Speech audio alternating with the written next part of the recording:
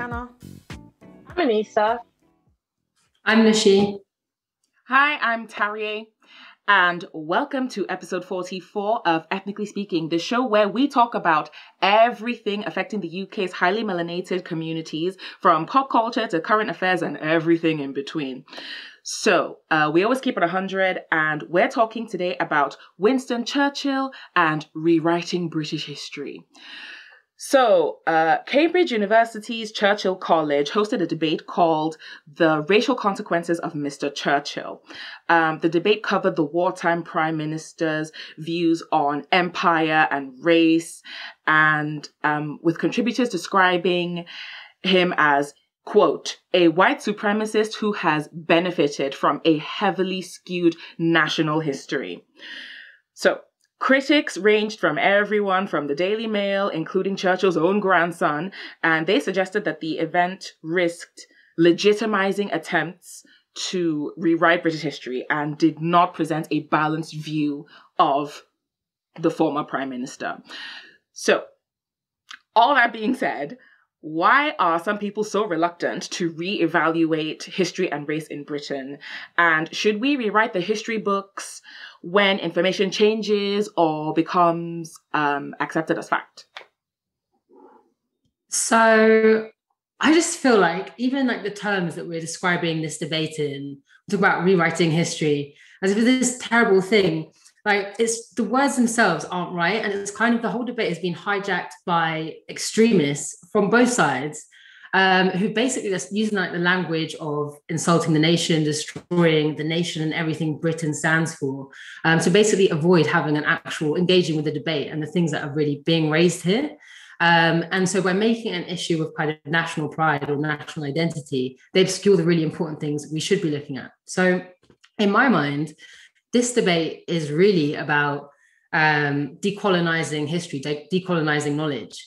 And I don't understand how people can disagree with that idea, because if you look at what that is, decolonizing knowledge is just saying, okay, these are the historical power imbalances and power structures and distributions that have led to systemic injustice or inequalities today. This is why, and these are the people who have held the power, or these are the groups, and this is why we have all these issues today, and they're so entrenched.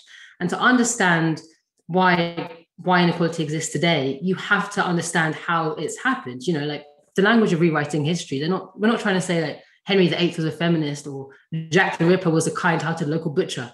Like, what we're saying is, let's examine the past to understand the present and change things, which I don't understand how anyone can have an issue with that.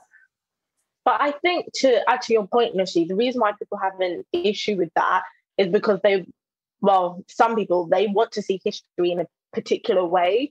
Like, I think especially when you're talking about national pride, like, people really want to look at things that have been horrific for other people, or seeing it as like great achievements of the British Empire. And so the reason why they probably don't want to reevaluate these great achievements is because if they did that, they would have to acknowledge the sins that come with these great achievements. And then they'd have to say, actually, yeah, that's probably not right.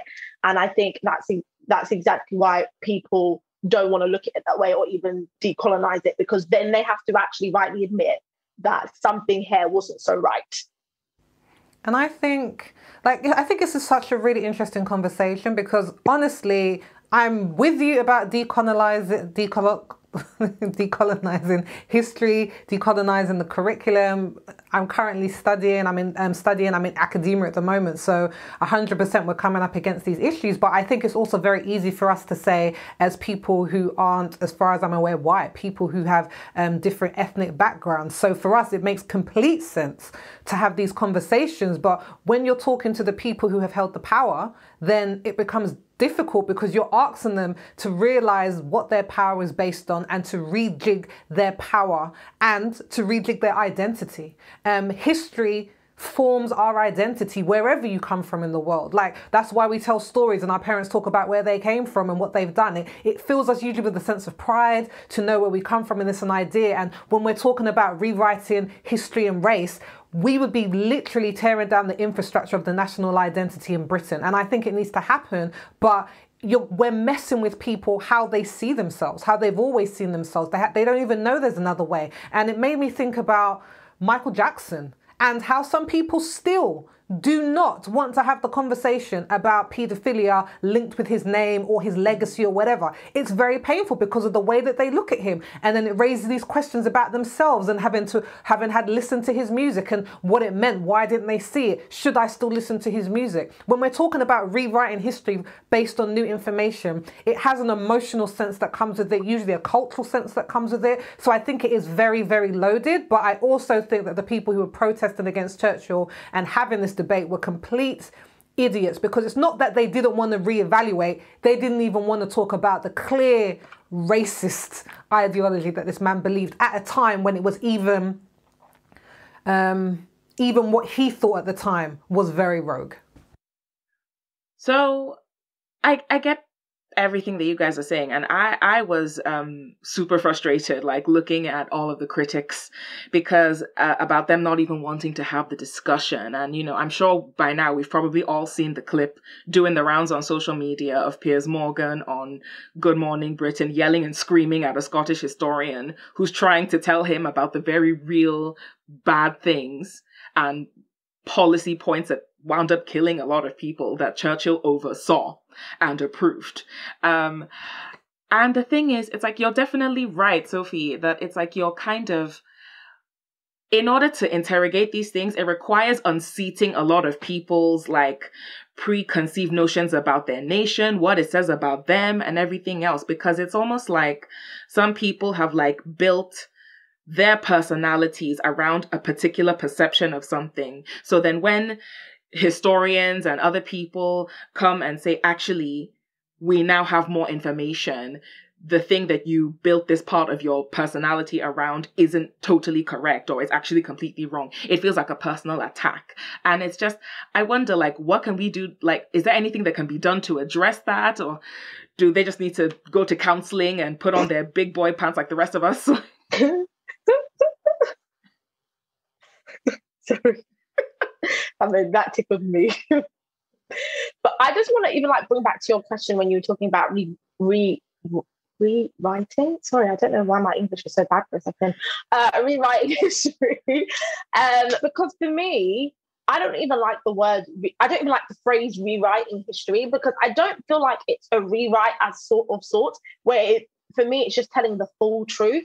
Because I feel like a lot of history tells a lot of half-truths for me personally. And so I feel like it's just opening up the picture and giving a bigger truth. And I think, I don't know if it would help, but maybe if it was phrasing as we're going to tell the full truth, maybe people would accept that a bit more. Not speaking specifically to Winston Churchill, but for example, like in history, when we were growing up in primary school, like everybody learned about the war and what was going on in World War II and the evacuations and bomb shelters and et cetera, et cetera. Like we learned about those things, and all those things were truths. However, when I grew up, and maybe when I was about 16, 17, I found out that it wasn't just the British army on this British soil from England that were fighting the wars. Actually, it was a lot of armies from the Commonwealth countries that went out and risked their lives. But that was not taught to me at all in my history books or in school. It was something I learned outside, and that's still a truth. And so it was like, well, why are they not telling the full truth there? Why are they not giving us the full spectrum?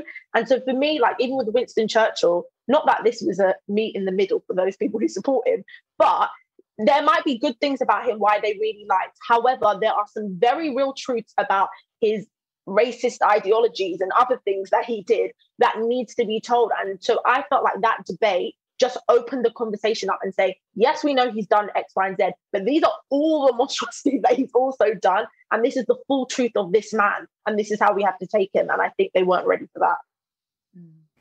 And I feel very passionate about this because I am actually currently studying history. So I'm studying for my master's, and it's in Black British history. So all of these things are super, super relevant. And one of the things that we're learning that blew my mind is that history is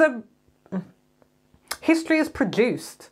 And there was this really great quote in The Guardian, I think it was, the past may be dead, but history is constructed in the present. So we're talking about people in the now writing about things that have happened in the past. And what we have when we have that production is the full story can't be captured. History only at the moment, in my opinion, focuses on the people who've done great things, the most successful, the most popular, the most Western, probably the most Eurocentric. So when we're asking to now focus on people who don't fit those categories, like history doesn't really talk about the poor people that much, or how they experience life, or how people from ethnic minorities experience life. Usually there's kind of a blanket statement around there. And I think what we need to be doing is opening up history to say we need more points of view, because it's very difficult to say one point of view, because for some people, the British history that we talk, maybe for some people that was the history. Maybe that is what they saw and understood. But if you were black, if you were a woman, you would have had a very, very different experience to what was going on. So I think we need to be widening up history and including many more stories to say, actually, all of these contributed to what the past was and what history was, because we think that history is a fact, but it's not. Someone has wrote it down. Someone has decided what the most important thing was to tell the future generations. So we need to really understand that, yeah, history is a lot wider than we believe it to be. Yeah, I completely agree with that. And I think that's such an interesting, important point. Exactly. And the other thing it kind of comes back to for me is, what is the purpose of history? Like, why do people study it? Is it, as you say, it's because it's not just facts. Otherwise, we would just look at something and be like, okay, this is what happened. This is why it happened. I believe that, and I'm interested in history, but like the purpose of it is to understand why things are as they are now, understand how things happen and why, and all the different factors that have created the present, or led to a war, or whatever it might be, and sort of really understand why things why trends exist, or why populations live where they do, or why people were conquered, or, as I say, like the historical, why injustices exist is the one that's relevant here.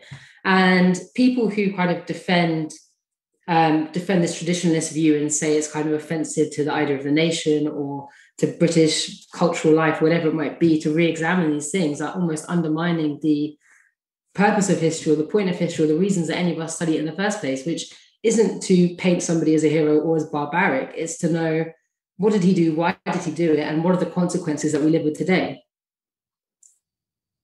That's a really good point, Nushy. And also, I've just been listening and taking on everyone else's points, and I'm actually so glad, because a very peculiar thing happens whenever this topic rears its head, and that is people come with resistance, and they come almost like a kind of violence almost, because even just to merely mention it, they're like, how dare you say that he was a hero and we could have never won the war without him. But the thing is, it's like history, like Sophie said, like history is a living organism, and it is subject to change, and it is constantly changing because our perceptions are changing.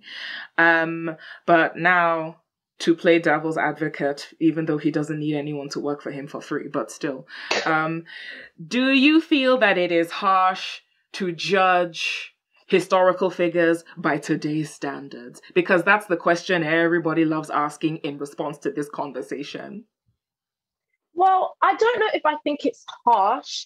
I know that people always kind of play with this question because they will always tell you, oh, but it was a different time and it was different values and people lived a different ways. You can't blame them.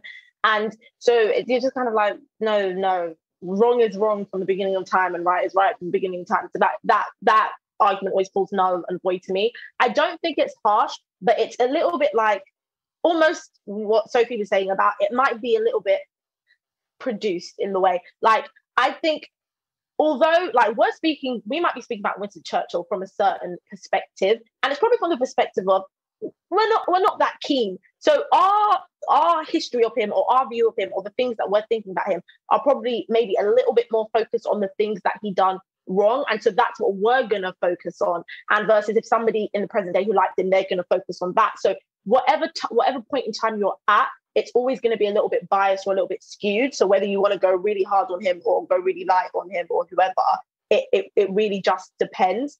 But I do want to make the point. I do find it strange, though, that there's so many people love Winston Churchill now, because when I was doing research and even watching that Cambridge debate, they were saying he wasn't even that popular in his own time. So it's strange that people find it popular now. He didn't even win the election. So it's weird to me that people like it's strange Why now?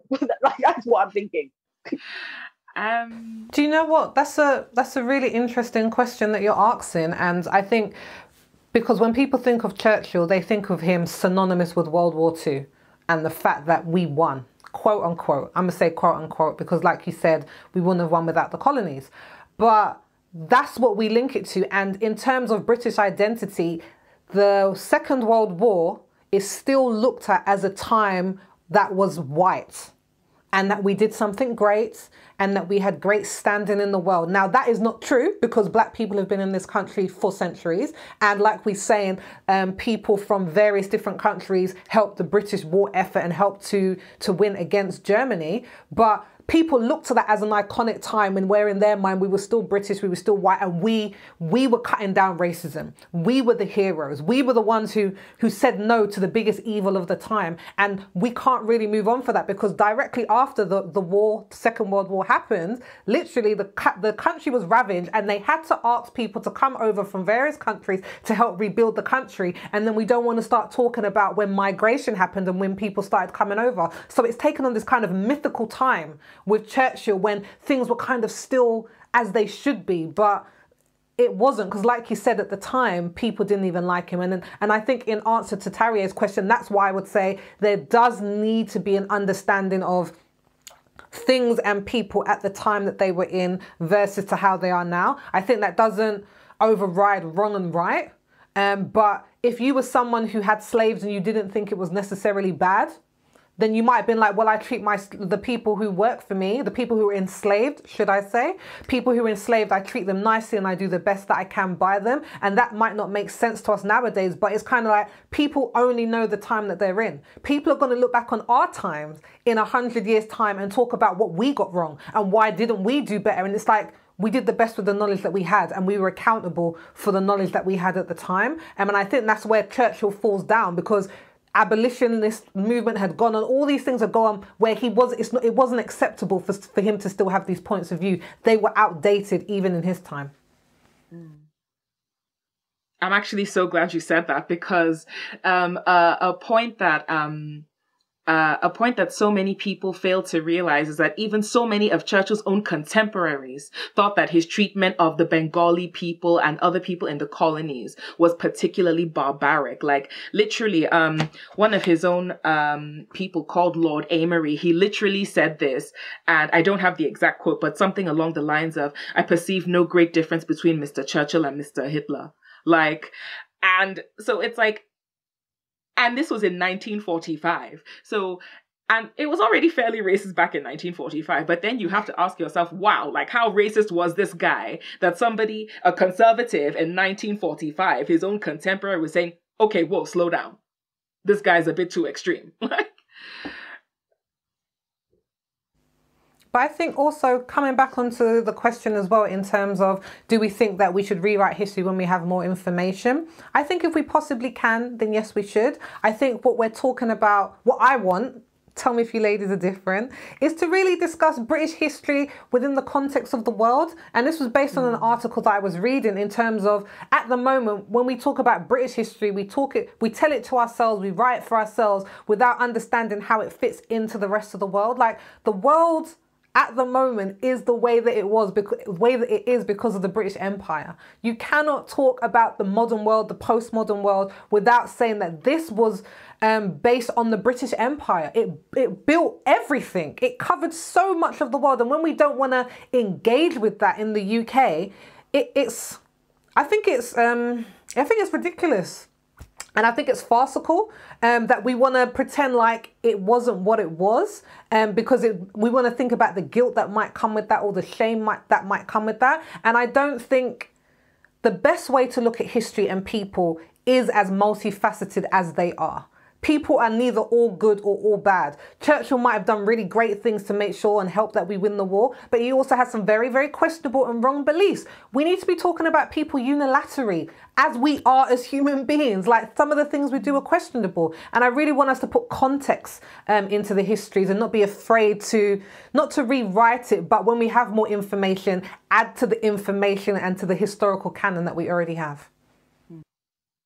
I mean, I completely agree with all of that. And I guess we've slightly touched on it, but there's this other thing, which is when people are uncomfortable with that exact view, so with the kind of idea that, everything now is a result of empire or colonization, or all of like British ethnic minorities have some kind of, are a result of the legacy of the empire, of all those things. But when people know this and deliberately shut it down, as they tried to do with the Churchill College conversation, like, to what end is it actually serving? And that's a question I can't, that confuses me, because who is it actually serving when all these things are out there and we know they exist? Like, it just confuses me a lot. I think it definitely serves white people in power because they're the ones who still benefit from it. They benefit from these systematic racial systems that are in place that don't open doors and don't benefit people who aren't like them. So I think there is this big thing about holding on to it, because if we're honest, nobody wants to let go of power. Whatever power we have in our lives, you know what I mean? Like, we're very reluctant as human beings, if we're in a position of privilege, to give it up, because you're like, I like the comforts that it brings me, and I like, this part of it and all these things that it gives me. So I think that's one of the things. But do you think that one of the reasons why we don't want to rewrite history, look at race in Britain, is because by doing it, we might need to start having conversations about reparations? Honestly, I think so. I think that is one of the chief reasons why people are so afraid to reevaluate and to have this conversation, and to fully not rewrite, but to fully recontextualize history and what it is that they have previously been taught.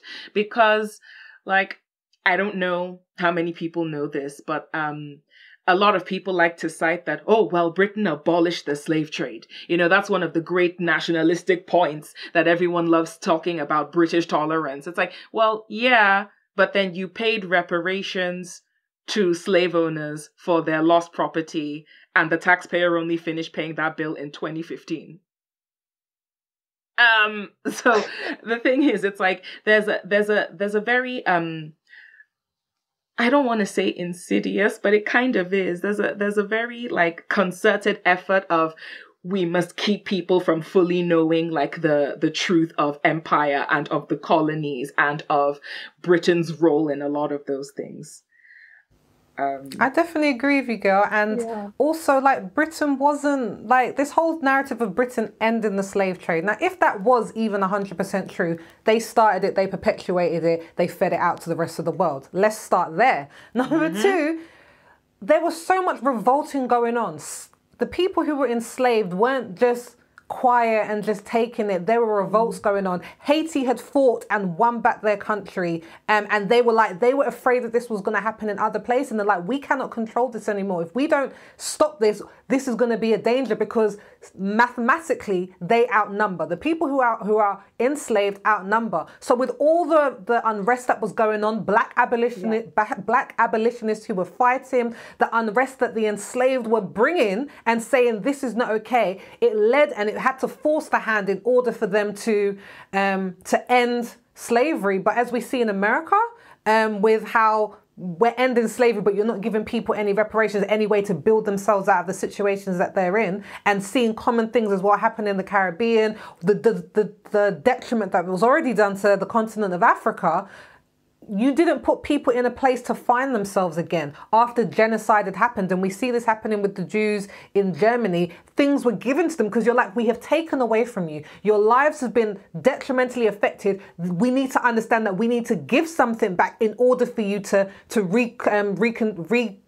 reconvene, restart your life again. But that didn't happen with the black population. But people don't want to have the conversation now because they're like, well, it's been so long. But I'm like, but we are still living with the consequences of it. Yeah, and the thing is, it's like, I love that you brought up Germany and the Jews in Germany after World War II, because it's the same thing that has happened across the world. I mean, even in South Africa, after apartheid and everything, they had those truth and reconciliation councils, didn't they? And even in Rwanda, after the genocide, there was all of these councils and everything else, all dedicated to the idea of, okay, a mass atrocity has been created and we need to start we need to start making amends, and we need to start giving reparations, and we need to start educating the youth and the generations after us as to how this happened so that we don't do it again. To the point where even in Germany, like, they literally teach Mein Kampf, like as a historical text in order to like show children and later generations how it is that was even allowed to happen and allowed to flourish, you know? So do you guys think we need to take that kind of view of teaching history?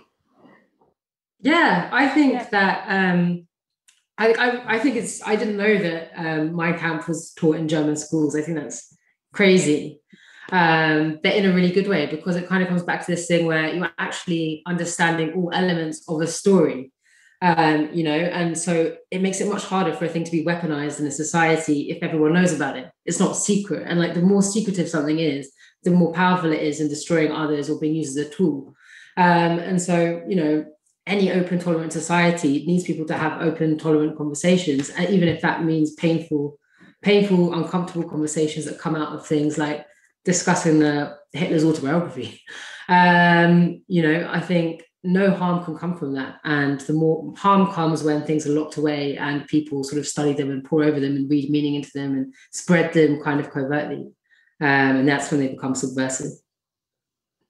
Great, thank you. And thank you everyone for watching and listening to Ethnically Speaking. Let's keep the conversation going. Do you think we should be rewriting and recontextualizing history books when it comes to Churchill and various other historical atrocities? Let us know down in the comments below. If you want to know even more from us, click the link in the description and subscribe to our email list. And you can get Extra Ethnic, which is delivered into your inbox once a week. And for a summary of everything we've talked about today, head over to unitedmelanin.group.com/ES044. And there's a link in the description below. And if you're watching on YouTube, don't forget to give us a like, share, subscribe, and turn on the notification so you don't miss anything. And we'll see you on Wednesday, where we'll be talking about horoscopes, psychics, and predicting the future. And as always, remember to wear your mask, wash your hands, keep your distance, and keep safe.